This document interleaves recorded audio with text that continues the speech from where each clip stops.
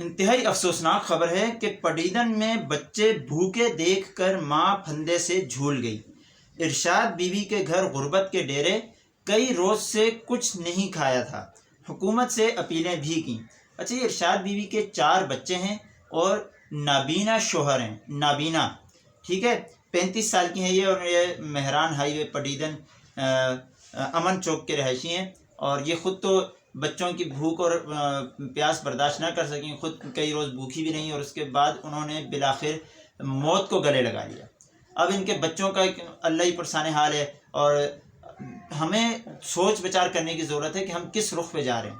ہمارے آس پاس جو بھی غریب لوگ ہوں یا آس پاس پڑوسی جو ہوں، ان کے بچے اگر کوئی شرارت کر جائیں، کوئی مستی کر جائیں، تو جو کہ بدنامی کا باعث بن رہا ہو، تو ہم ان کی عزت اچھالنے میں کوئی کسر نہیں چھوڑتے، اور اپنا حصہ بھرپور قسم کا ملاتے ہیں ان لوگوں کی عزت اچھالنے میں۔ مگر جب کسی کے گھر میں دکھ، پریشانی اور بیماری ہو، تو ہمیں ان کے دکھ اور پریشانی میں ہم ان کا ساتھ نہیں دیتے، اور ان سے دور دور رہنے کی کوشش کرتے ہیں۔ اور اسی طرح اس کے ساتھ ساتھ ڈوب مرنے کا مقام ہے بیت المال والوں کے لیے، اسی طرح ڈوب مرنے کا مقام ہے امدادی اداروں کے لیے، اور ڈوب مرنے کا مقام ہے ان مخیر حضرات کے لیے جو کہ بڑی بڑی فنڈنگ کرتے ہیں بڑے بڑے خیراتی اداروں کو، اور اسی طرح ڈوب مرنے کا مقام ہے احساس آمدن کے بڑے بڑے افسران کے لیے کہ ان سب چیزوں کے ہوتے ہوئے لوگ جو ہیں خودکشیاں کر رہے ہیں، وہ بھی بھوک اور افلاس کی وجہ سے۔ پہلے بھی اس طرح کی اسکیمیں حکومتوں کی طرف سے آتی رہی ہیں، بے نظیر انکم سپورٹ پروگرام، پھر ابھی موجودہ حکومت کی طرف سے احساس آمدن پروگرام، مگر یہ آمدنی کے لوگوں کی غربت سپورٹ پروگرام جو ہیں وہ مستحقین کی پہنچ سے کوسوں دور ہیں، اور وہی اقربا پروری اور بڑے بڑے جو افسران ہیں، انہی کے جو اہل خانہ ہیں اور جو ان کے آس پڑوس کے لوگ ہیں، جو سفارشی، یعنی سارا کلچر ہمارے یہاں رائج ہے۔ پھر اسی طرح جو لوگ امدادی اداروں کو کروڑوں کے فنڈز دے رہے ہوتے ہیں، تو وہ ان کا یہ سارے فنڈز جو ہیں وہ کرپشن کی نظر ہو جاتے ہیں، اور امدادی ادارے ان کے جو فنڈز ہیں وہ ہڑپ کر جاتے ہیں، غریبوں تک تو ان کے فنڈز پہنچتے ہی نہیں ہیں، اور ان کے فنڈز جو ہیں